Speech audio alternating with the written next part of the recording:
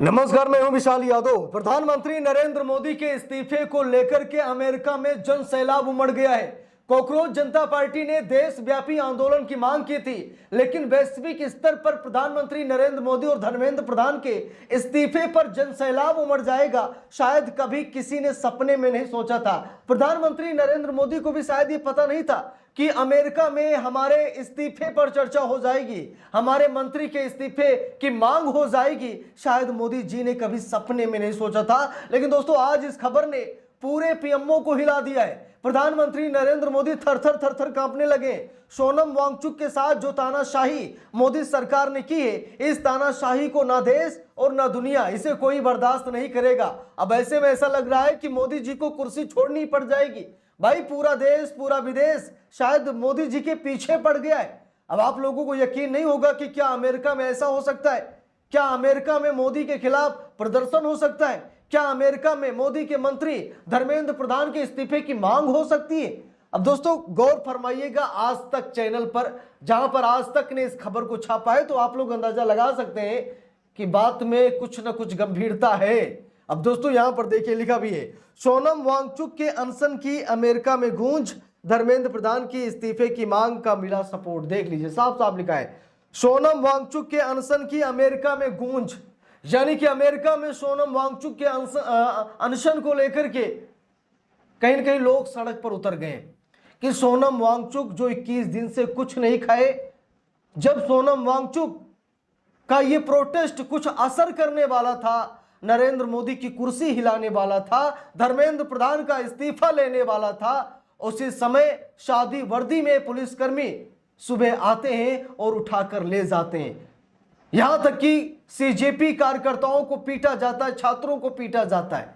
यह तो तानाशाही हुई कि 21 दिन से एक बंदा बिना कुछ खाए पिए अनशन पर बैठा है, और जब उसका अनशन असर लाने वाला हुआ तो तानाशाही की गई, उसे उठा लिया गया। भाई ये तो तानाशाही है। और दोस्तों अब इसको लेकर के न सिर्फ दिल्ली के जंतर मंतर, देश के कोने कोने में, बल्कि अब मोदी सरकार के खिलाफ अमेरिका में भी विरोध प्रदर्शन शुरू हो गया है। देखिए खबर में लिखा भी है, सोनम वांगचुक के अनशन की अमेरिका में गूंज, धर्मेंद्र प्रधान के इस्तीफे की मांग को मिला सपोर्ट। लिखा भी है, दिल्ली में अनशन पर बैठे सोनम वांगचुक के समर्थन में अब अमेरिका में भी प्रदर्शन हुआ। वाशिंगटन में भारतीय दूतावास के बाहर प्रदर्शनकारियों ने परीक्षा पेपर लीक पर कार्रवाई और शिक्षा मंत्री धर्मेंद्र प्रधान के इस्तीफे की मांग उठाई। देखिए लिखा भी है, दिल्ली के जंतर मंतर पर अनिश्चितकालीन भूख हड़ताल पर बैठे सोनम वांगचुक के समर्थन में अब अमेरिका में भी आवाज उठने लगी है। वाशिंगटन डीसी में शुक्रवार को 2 अमेरिकी नागरिक संगठनों ने प्रदर्शन कर भारत सरकार से कथित नीट परीक्षाओं पेपर लीक पर तत्काल कार्रवाई करने और प्रदर्शनकारियों से बातचीत शुरू करने की मांग की। हिंदूज फॉर ह्यूमन राइट्स और द आज़ादी प्रोजेक्ट के कार्यकर्ता भारतीय दूतावास के पास महात्मा गांधी की प्रतिमा के सामने जमा हुए। प्रदर्शनकारियों ने सोनम वांगचुक के समर्थन में तख्तियां उठाई और एजुकेशन सिस्टम में सुधार, जवाबदेही तय करने और केंद्रीय शिक्षा मंत्री धर्मेंद्र प्रधान के इस्तीफे की मांग की है। अभी दोस्तों हाल ही में एक खबर मैंने आप लोगों को शुरू में दिखाया था, जहां पर प्रधानमंत्री नरेंद्र मोदी का इस्तीफा मांगा गया। कॉकरोच जनता पार्टी के बैनर तले अब प्रधानमंत्री नरेंद्र मोदी का इस्तीफा मोस्ट हो गया है, यानी कि अब प्रधानमंत्री नरेंद्र मोदी का इस्तीफा कॉकरोच जनता पार्टी ने मांग लिया है। अभी तक कॉकरोच जनता पार्टी ने मोदी का इस्तीफा नहीं मांगा, लेकिन जब मोदी सरकार तानाशाही करने लगी, जब मोदी सरकार मनमानी करने लगी और जबरदस्ती से सोनम वांगचुक को उठा लिया गया, तो ऐसे में कॉकरोच जनता पार्टी के पास अब कोई विकल्प नहीं बचा और कॉकरोच जनता पार्टी ने अब मोदी का इस्तीफा मांग लिया। और यह भी कॉकरोच जनता पार्टी ने कहा कि यह आंदोलन सिर्फ अब जंतर मंतर तक सीमित नहीं है, यह आंदोलन सिर्फ दिल्ली में नहीं बल्कि अब पूरे देश में होगा, यानी कि यह आंदोलन देशव्यापी होगा। और धर्मेंद्र प्रधान के साथ साथ अब इस्तीफा प्रधानमंत्री नरेंद्र मोदी का भी होगा। कॉकरोच जनता पार्टी ने ऐलान कर दिया है और देश में नहीं बल्कि दुनिया में प्रोटेस्ट शुरू हो गए, क्योंकि सोनम वांगचुक कोई साधारण इंसान नहीं है। अभी हाल ही में उनके ऊपर एनएसए लगा दिया गया था, बेवजह उन्हें जेल में डाल दिया गया था, कोई ठोस कारण नहीं था। चीन से फंडिंग लेने के आरोप लगे थे, सबूत सरकार के पास थे नहीं, और उठाकर उन्हें तिहाड़ जेल में बंद कर दिया गया। लेकिन अब जब उन्हें रिहा किया गया तो उन्होंने देश हित में योगदान करने की कोशिश की। और ये पहली बार नहीं है। सोनम वांगचुक लंबे समय से हमारा देश, हमारा पर्यावरण, हमारा समाज, हमारा संविधान, हमारे लोग, ये लंबे समय से ऐसा ही करते चले आए। हमेशा समाज के लिए, लोकतंत्र के लिए, संविधान के लिए अपने आप की आहुति देते चले आए। तो इन्हें फर्क नहीं पड़ता कि जिंदा हैं या मर गए हैं। और दोस्तों, ये तो हकीकत है कि सरकार का विरोध करने से पहले लोगों को समझ लेना चाहिए कि वो जिंदा नहीं है। अगर जो लोग ये समझेंगे कि मैं जिंदा हूं तो वो सरकार का विरोध नहीं कर पाएंगे, वो सरकार से सवाल जवाब नहीं कर पाएंगे। सरकार से सवाल जवाब करने के लिए पहले मरना पड़ता है। और सोनम वांगचुक ने अपने आप को मार दिया है। वो सिर्फ जिंदा लाश की तरह हमारे सामने दिख रहे हैं, बल्कि उन्होंने अपने आप को मार दिया है।